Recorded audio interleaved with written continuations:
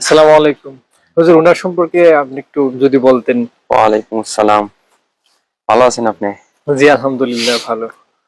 আহ আমরা এখন আছি হযরত সৈয়দ শাহ নাসিরউদ্দিন সিপাহসালার মদনী রহমতুল্লাহি আলাইহির মাজার শরীফে। জি, জি, আমরা জানি আমাদের বাংলাদেশে ইয়ামেন দেশ থেকে 360 আউলিয়া এসেছিলেন, জি। আর নাসিরউদ্দিন সিপাহসালা ছিলেন অন্যতম একজন। অন্যতম একজন। আমরা জানি ইতিহাস থেকে আমরা যতটুকু জানতে পেরেছি, যখন গুরু গোবিন্দের সাথে একটা যুদ্ধ হয়েছিল, জি। তখন শাহজালাল রহমতুল্লাহি আলাইহি বলছিলেন যে তোমাদের মধ্যে এমন কেউ আছে যে একদিনও তাহাজ্জুদ মিস করো নাই, এক ওয়াক্ত নামাজ ছাড়ো নাই? সুবহানাল্লাহ, তখন সুবহান। নাসিরউদ্দিন সিপাহসালা বলছিলেন আমি আছি। তখন উনাকে বলছিলেন তুমি আজান দাও। তখন উনার আজানের ধ্বনিতে রাজা গৌরগোবিন্দের যে বিল্ডিং ছিল এটা কম্পন শুরু হয়ে গেল। আল্লাহু এক আকবার, পর্যায়ে আল্লাহু সে আকবার। পালাতে বাধ্য হয়েছিল। বাহ, তো বাহ। আমরা আজকে মূল যে বিষয়টা আমরা জানতে চাই, তো সিলেটের একটা জায়গার নাম আছে চকিদিকি।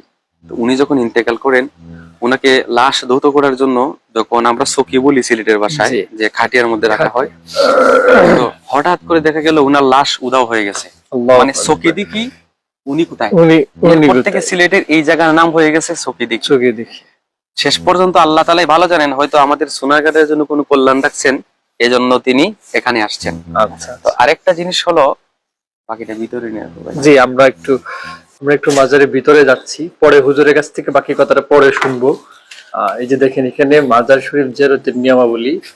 আসলে মাজারে সিজদা করা এটা মুসলমানদের কখনোই প্রাপ্ত নাই। আল্লাহ তাআলা বলেন ইন্নাশ শিরকা লা যুলমুন আযীম। নিশ্চয়ই শিরিক সবচেয়ে বড় গুনাহ। ইন্নাশ শিরকা লা যুলমুন আযীম। যখন লোকমান হাকিম তার ছেলেকে বলেছিলেন যে আল্লাহর সাথে যেন কখনোই শিরিক না করে। ইয়া বুনাইয়া লা তুশরিক বিল্লাহ। হে আমার ছেলে, তুমি কখনোই কারোর সাথে আল্লাহর সাথে কাউকে শিরিক করবে না। ওই আয়াত থেকে আমরা বুঝি যে আল্লাহ তাআলা শিরিকের প্রতি কঠোর ভাবে নিষেধ করছেন। আসসালামু আলাইকুম ইয়া। আসসালামু আলাইকা ইয়া আহলাল কুবুর। এটা হচ্ছেন, আমি হুজুরের কাছ থেকে জানবো। আমরা এখন এই মাজার শরীফে আসছি। আমরা লেখাটা একটু জুম করে দেখাচ্ছি আপনাদের, দেখুন।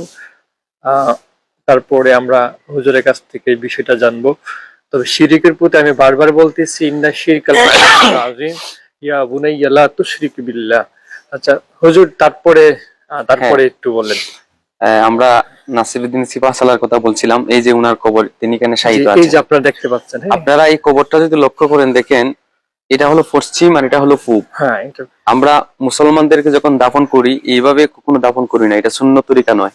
জি, রাসূলের সুন্নত তরিকা হচ্ছে উত্তর দক্ষিণে কবর যে হবে। এই যে উত্তরটা কিন্তু এইদিকে আমি একটু দেখানোর হ্যাঁ চেষ্টা করি। এই হ্যাঁ যে দেখেন এই কবর, এই যে উনার যে কবর বা মাজার আমরা যেটি বলি, বেয়াদবি নিয়েন না।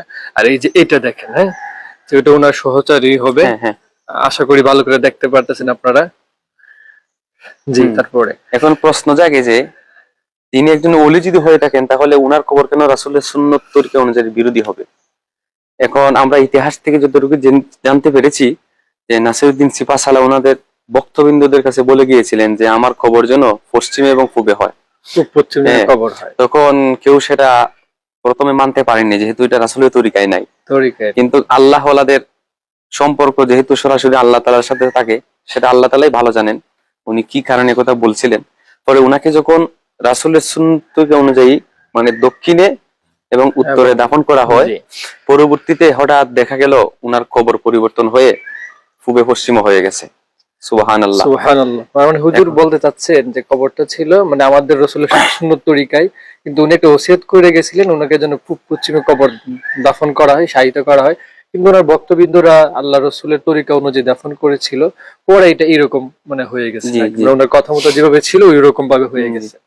এ মূলত এটা হচ্ছে হচ্ছে আল্লাহর ওলিদের মানে আল্লাহ উম, কেরামত বলতে পারি, নবীদেরকে যেটা মুজেজা বলা হয়। আমরা বড় ভাগ্যবান যে আমাদের সোনারঘাট একজন ওলি এখানে শায়িত আছেন। উনাদের সুবহানাল্লাহ। উসিলায় হয়তো আমরা রহমত বরকত পাচ্ছি। আর উনাদের উসিলা নিয়ে আমরা দোয়া করতাম, মাজারের মধ্যে আল্লাহ ওয়ালাদের মাজারের পাশে যেন কোনো অশ্লীলতা না হয়, কোনো জি, গান বাদ্য না ইনশাআল্লাহ। হয়। কেননা আল্লাহ ওয়ালারা কখনো গান বাজনার পক্ষে ছিলেন না। এইগুলো আল্লাহ ধ্বংস তাআলা, করার জন্য হ্যাঁ, ওনারা আসছেন। আল্লাহ তাআলাকে ছাড়া কাউকে সেজদা দেওয়ান জায়েজ নয়, শিরিক।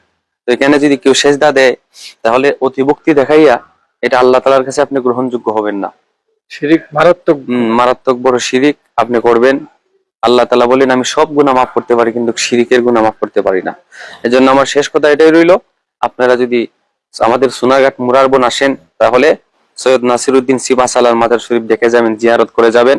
ওনার উসিলা নিয়ে আপনার বরকতের জন্য, আপনার জীবনের জন্য দোয়া করতে পারেন। আসসালামু আমিন। আলাইকুম। আমরা আজকে এখান থেকে হযরত নাসিরউদ্দিন সিপাহসালার মাজার থেকে বিদায় নিচ্ছি। আপনারা সবাই ভালো থাকবেন, সুস্থ থাকবেন। আপনাদের জন্য দোয়া রইল। আমরা আল্লাহর ওলির উসিলা দিয়ে আমরা দোয়া করি, আল্লাহ পাক যেন সবাইকে নেক হায়াত দান করে এবং বুঝার তৌফিক দান করেন। আসসালামু আলাইকুম রাহমাতুল্লাহ।